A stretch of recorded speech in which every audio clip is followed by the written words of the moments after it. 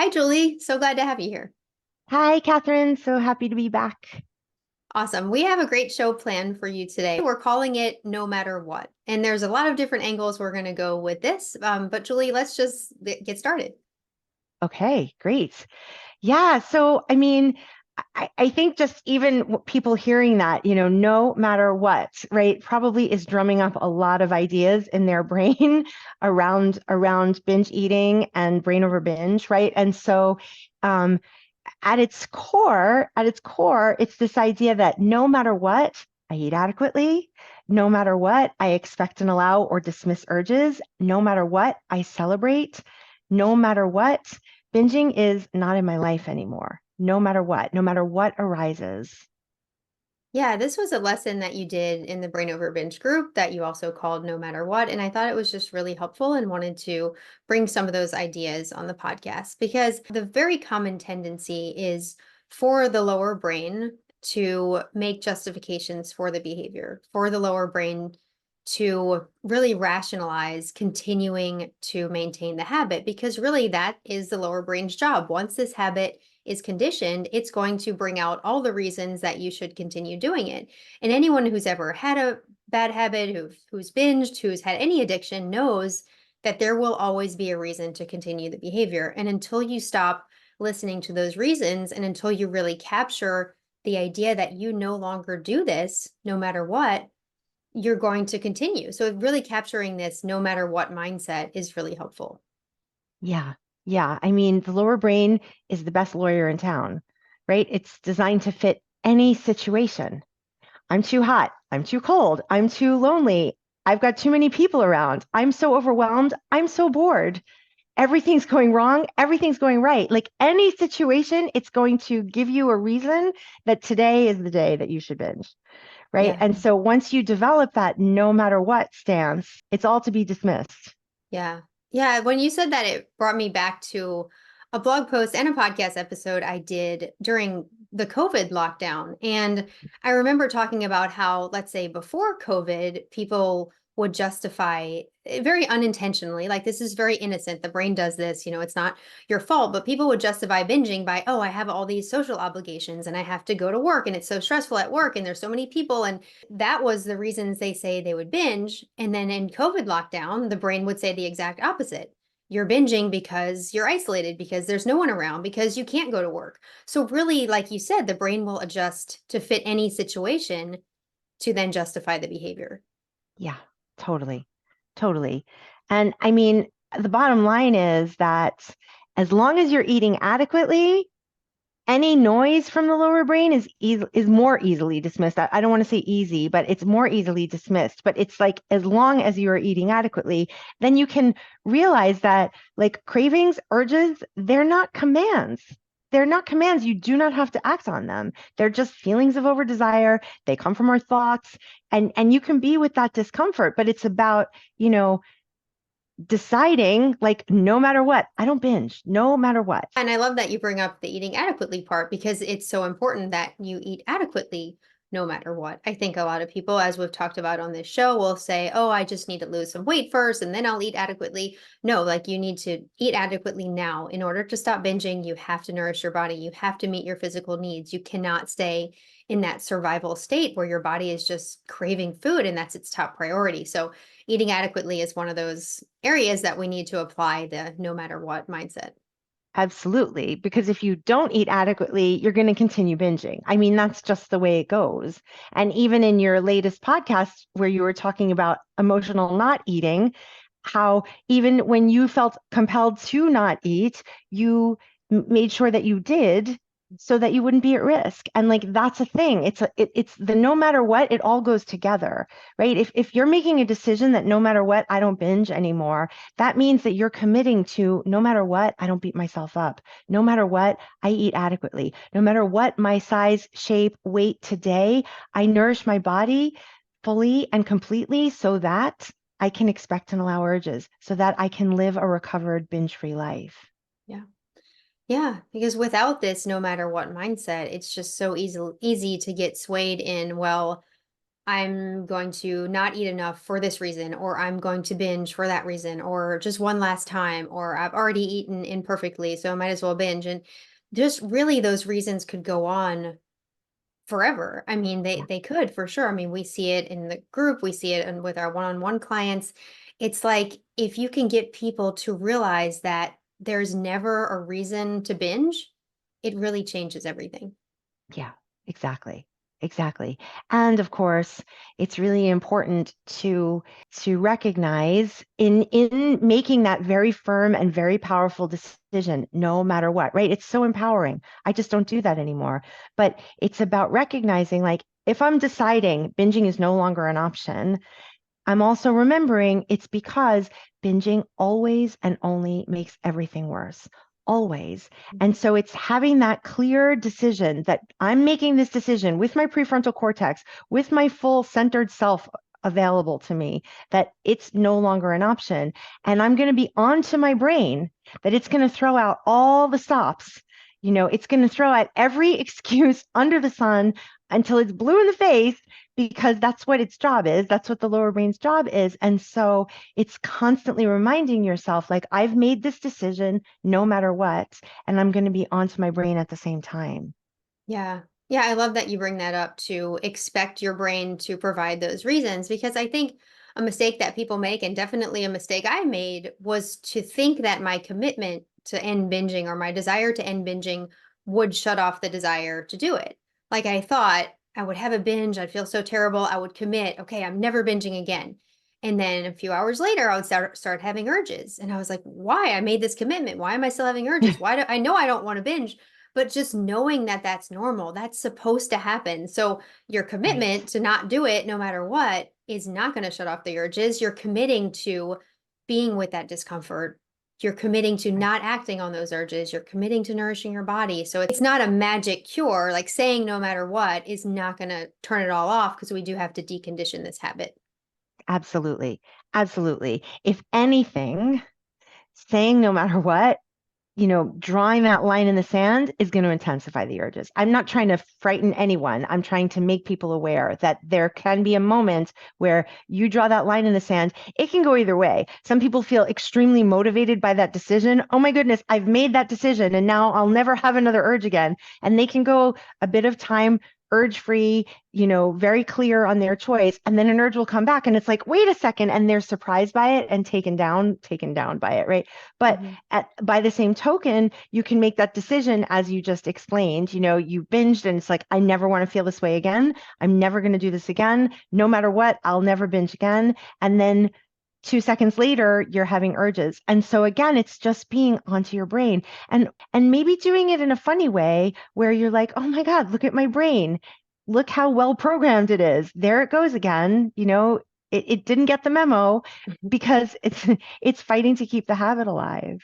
Yeah, because it's a different part of your brain that sends the urges from the part of your brain that makes that decision. So, like your Yeah. prefrontal cortex is making that decision, but your lower brain is still going to be operating on that old programming.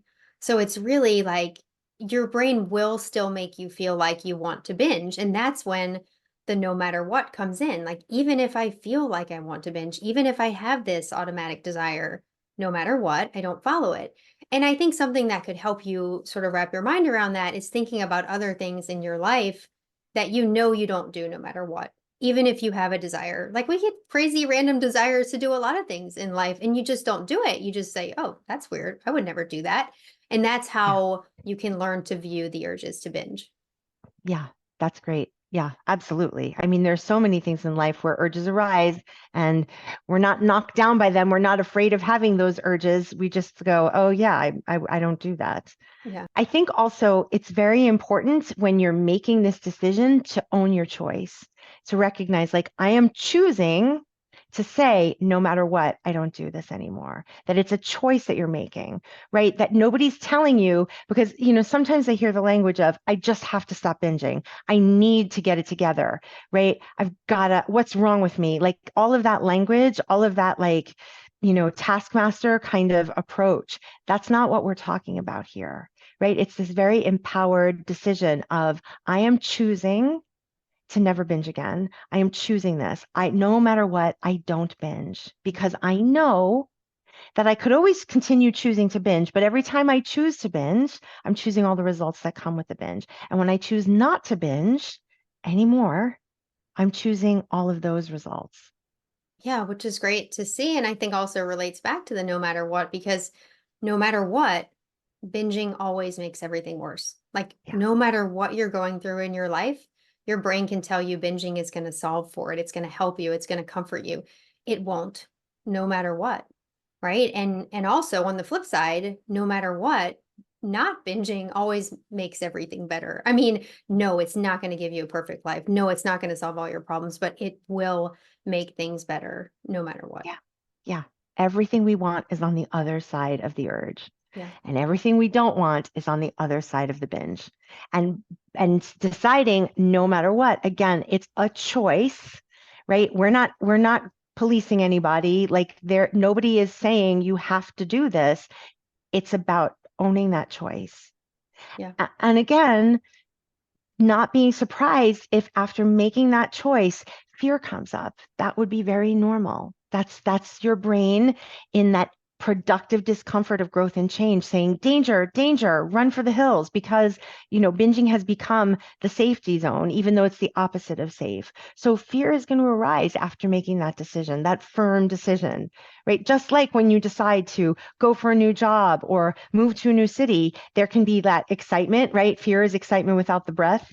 But at the same time, you can go, I don't know if this is the right choice. I don't know if I should do it. And so your brain is going to do that. That doesn't mean it's not the right choice. It just means that your brain is a human brain. Yeah.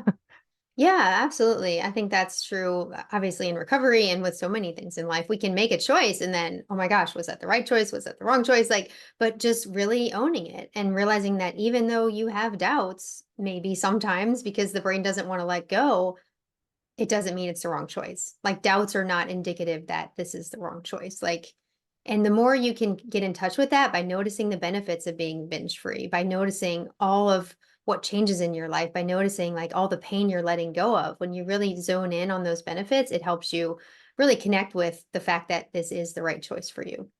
Yeah, absolutely. Absolutely. I want to mention something that I talked about this topic a little bit in a blog post recently called Stop Believing There's Ever a Reason to Binge. And it really relates to what we're talking about here. And I'll link that in the show description.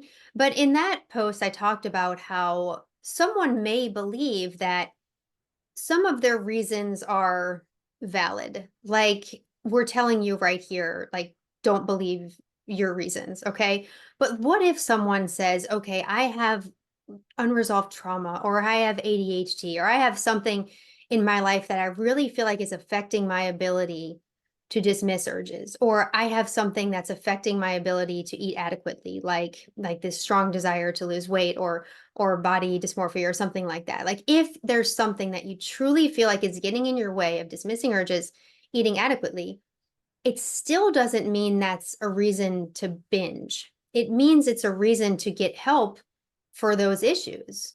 I think some people can say, oh, I have, my case is different. I have something that's really getting in the way. Well, let's look at that. Let's figure out why you think it's interfering and let's solve for that instead of thinking that binging is the solution. Yeah. I mean, in some of the examples that you just gave, there can be situations where your binging can feel intractable, right? Where you feel like you're trying everything and it's not working. And so that is a great example of where binging is never helping with any of the circumstances that you just mentioned, right? Like binging is not going to help with some kind of unresolved trauma. It's not going to help with ADHD. It's not going to help with terrible life circumstances. It's not going to help with anything. Binging Mhm. always makes everything worse, everything. But if you're finding that you're in a loop of intractable binging, yes, like binging isn't going to help those things. And it may be a sign that there are some things where you need extra support and that's fine. And I think this has to be done very judiciously, I guess maybe is the right word. I think this is something that can become a slippery slope for people. Oh, I'm binging because of this, because of that. And that's really what we're encouraging you not to do, to not create those excuses. But there can be situations where, like, you really are trying, you're trying your absolute best to stop. and something may be getting in the way. And it's really about asking yourself, how can I better dismiss urges? How can I better eat adequately? Is there anything getting in the way? And solving for those reasons instead of Right. using that as justification to keep going indefinitely. Right. And also with each of those scenarios, like the support is going to be different, but again, just coming back to no matter what's going on in the rest of your life, neurologically, physically, emotionally, psychosocially, binging isn't helping those things. Yeah. Binging is making those things worse, or at least getting in the way of finding effective ways to help with those things. Yeah, absolutely. How else can we use this no matter what idea in recovery? Yeah, I mean, if in the past your waiting to stop binging was like, I'm just going to diet and restrict until I'm a certain size and then I'll focus on the binge eating, which is this convoluted thing that our brains will do, right? It's remembering that if I decide no matter what, I don't binge anymore, I'm going to eat adequately, then I can expect that with consistency over time, my body will resolve. Like my body stuff will resolve the way that it's supposed to. It may not be exactly what I thought it was going to be. I mean, like if you were really weight suppressing, if you were at an unnaturally low weight, or if you had visions of like dropping thousands of pounds really, really quickly, that's probably not going to happen. But if you make this commitment, no matter what, I don't binge anymore, no matter what, I eat adequately with consistency, then over time, everything levels out. I like that you brought up the body image piece and like people who struggle with their weight. And you could use the no matter what idea to tell yourself, like, no matter what, I care for my body. No matter what weight I am, I take care of myself. I allow my Mm-hmm. body to heal. No matter what, I don't fight with my natural weight. No matter what, I don't restrictively diet. You can use this in so many different ways. Oh my gosh. I mean, yeah, you beat me to the punch, but it's like no matter what, I dress in a way that fits and feels good now. No matter what, I'm kind to the body that I'm in, even when my brain wants to say something else, because it will, because we're humans. Mhm. But no matter what, I will follow that up with, and I am healing and I'm taking care of myself now. And I'm so grateful to be in a body that can heal, right? Like no matter what, kindness, no matter what, because that's the path through this. And I think for different people, they could think of different no matter what's for themselves. Like, let's Hmm. say the scale is really distressing for some people. So they could say, okay, right now during this time or for whatever time works for you, no matter what, I'm not going to step on the scale. No matter what my brain is telling me, it's just not helpful. I'm just not going to do it. And you could do that for the little micro decisions throughout your day that relate to recovery just to help support yourself. Yeah, that's right. And I think another no matter what that's really part of this is that I can be with all my emotions, even the uncomfortable ones, right? Like no matter what, I decouple food with this uncomfortable emotions. Because the brain a lot of times has those thoughts of, oh, binging will help soothe this emotion. And as we talked about, no matter what emotion it is, binging makes it worse. So once you see that, like, the binging doesn't help and you can be with any emotion, it just makes it a more smooth process when you realize that. Yeah, yeah, absolutely. I mean, right? Like always and only binging is the hard path. Binging is that destructive discomfort. Yeah. And this what we're presenting, making that no matter what decision, as uncomfortable as it might be, whatever it brings up, that's actually the easy path. Yeah. Easy in that it's taking you towards what you want for yourself. Yeah. Because I think a lot of the justifications or all the justifications really are an illusion, right? Like, I think a huge part of recovery is letting go of this illusion that binging does anything useful for you. Yeah, exactly. Exactly. Because also in many ways continuing to binge is that familiar discomfort, right? It's that familiar pattern. So it might feel safe in some ways, but when we decide to make changes and we allow for that discomfort of change, that's that big opportunity for growth. And it takes these like little micro decisions, as you were talking about before. We make these daily deposits every day, and then over time, we gradually step our way into recovery. through that one big decision and then all the little micro decisions that go along with it. Yeah. Yeah, absolutely. Like I talked about, this is a lesson that you taught in the group. And how do you see this no matter what idea come up? And, how do you help people capture the spirit of no matter what? Yeah, I mean, I think a big thing that happens often in the group and in one-on-one coaching is that people will come with all of those permission-giving thoughts that the brain is throwing out at them, and they're very blended with those thoughts, right? They're very blended with their lower brains in those moments. And so as coach, I'm not blended with their brains or their thoughts, and I can see it right away. And so it's about helping them see what their brain is offering to them and then reminding them again and again and again that binging, there's never a reason to binge. There just isn't ever a reason to binge. And binging never takes you where you think it's going to take you. It just doesn't. It never lives up to the dream. And so I'm always, pivoting people back towards what they truly want for themselves every Yeah. single time. Yeah, I love that. It's so, and I see that too. And in my own coaching is that, yeah, like as the outside observer, you can see how the brain is tricking them because they wouldn't be in the group if it was a good thing in their life, right? They wouldn't be seeking one-on-one coaching if binging was benefiting their life, right? They're in the group, they're seeking help. Binging is only harming them. So yeah, as the coach, you can see like this is where your brain is keeping you stuck, and this is how we're going to, adjust your mindset so that you can dismiss these thoughts. Yeah, and one other thing, getting back to like how coaching and even group coaching is so helpful for that is because what starts to happen is when you're in it and you're blended and your brain is like believing whatever the lower brain is saying, it's hard to see. But when you're hearing other people get coached, you start recognizing these patterns. You start seeing it in yourself. You start thinking, oh, I have the same thoughts. And if I'm having the same thoughts and none of our thoughts are, to be believed. And so it starts to become this situation where people can catch themselves sooner and sooner because they're hearing over and over again, oh yeah, like that's not real. Yeah. That's not something I want to do. Yeah. And a group member would never tell another group member, oh yeah, that really is a reason to binge. Oh yeah, like you're right, you should binge in that situation. No, you would never say that to Totally. someone else. So it's really about learning not to say that to yourself as well. Yeah, totally. Totally. Well, thank you so much, Julie. This has been really My pleasure. helpful. Yeah, I'll see you next time.